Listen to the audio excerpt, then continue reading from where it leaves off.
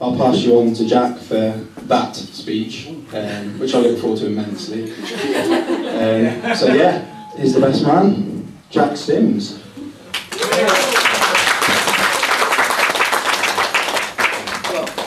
Pressure, here we go.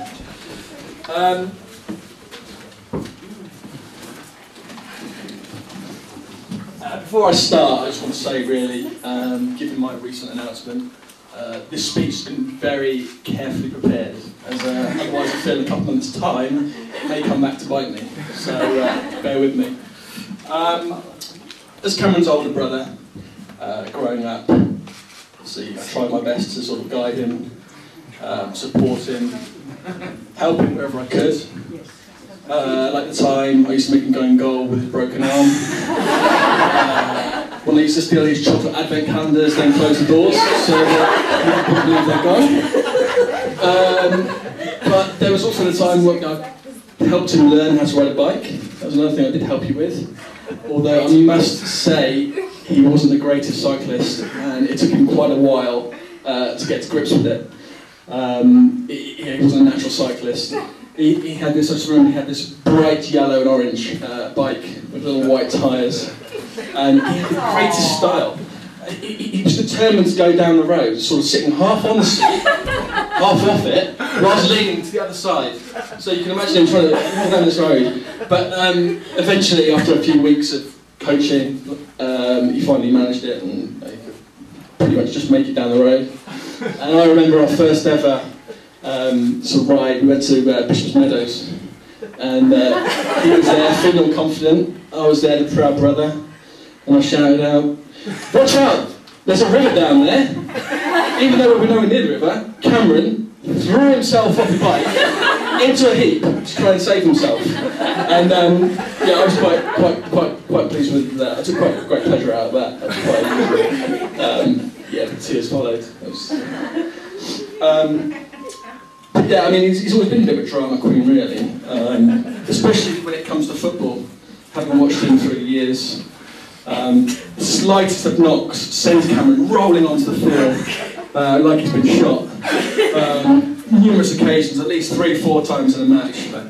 I went to see him recently, first time in many years I've seen him play football, and first game was 7 years. And he actually got booked for whinging at the ref. This is something, if you know Cameron, I'm sure you can vouch, he is a great moaner. He will find almost anything and everything to moan about. And I'm sure Allie's done pretty well to put up with him, but I think it's only going to get worse, I'm afraid. But do the best with that. Yeah. I was going to, Cheryl touched on it earlier, I was going to talk about how the couple met. But I was completely unaware of the fact that Cameron was into chick flicks. Have you seen the sequel? That was the sequel. Oh, right. But, I mean, Allie's appearance, I mean, I came home from university and one day she wasn't there, and then the next she was. And haven't been able to get rid of her since. Just appeared. So yeah. That's what we do. But here she is today, I must say you look amazing. And I'm particularly looking forward to Cameron waltzing you around on the dance floor. Oh, yeah. As is everyone else, I'm sure. God help you if you stand on it. But yeah, I mean, over the years, Allie's had to get used to a life of weekends planned around football, various matches.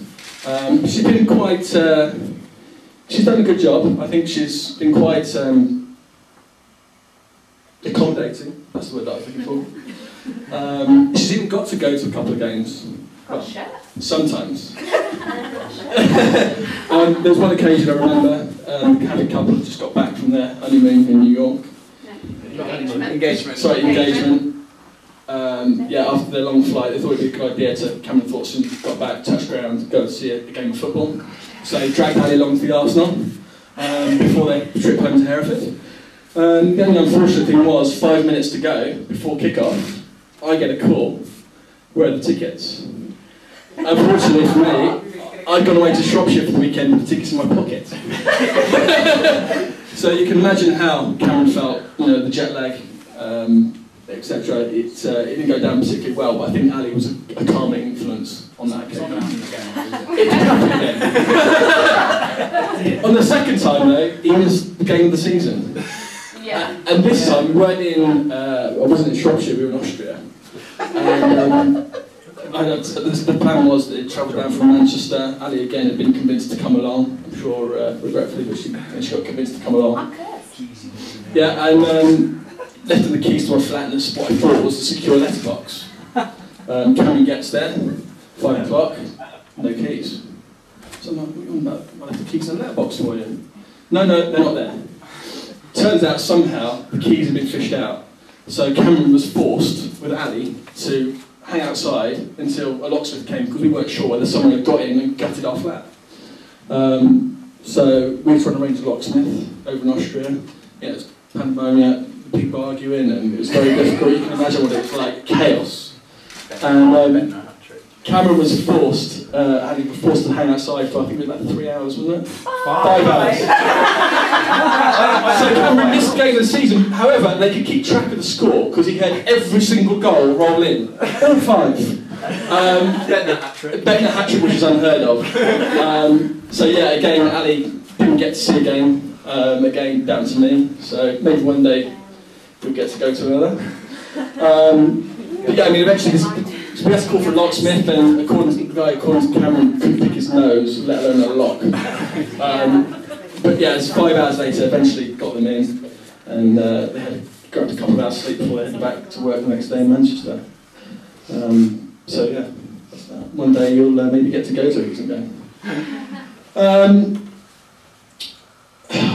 I think for Cameron, it's been evident, romance has always been high on his agenda. Cheryl commented on it earlier. When Cameron went away to Chester University, it was quite a difficult time, I can imagine. Allie, missing him tremendously, thought it would be a great idea on Valentine's Day 2007 to travel up to Chester to surprise Cameron, unannounced. So she makes the journey up there, 3 hours, she gets there, arrives, gives Cameron a call.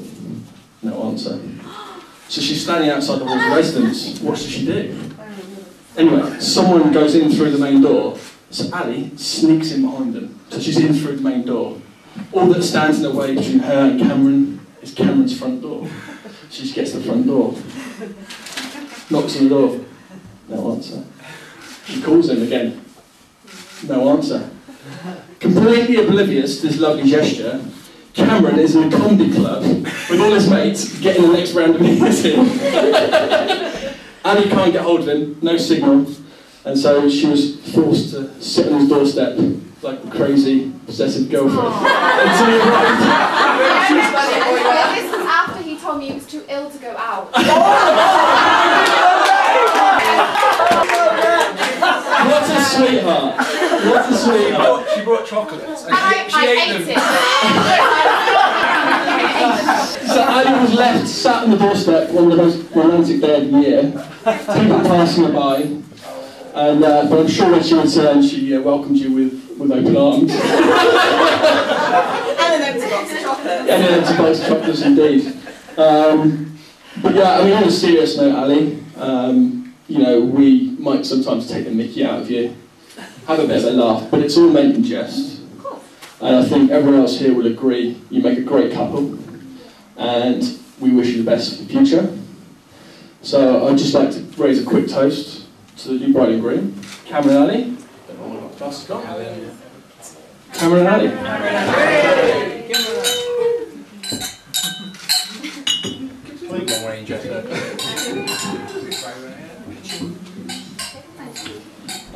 The plan for now is, I believe, we can have coffees outside, and then serving in there, we can take them outside if you feel you wish to go outside.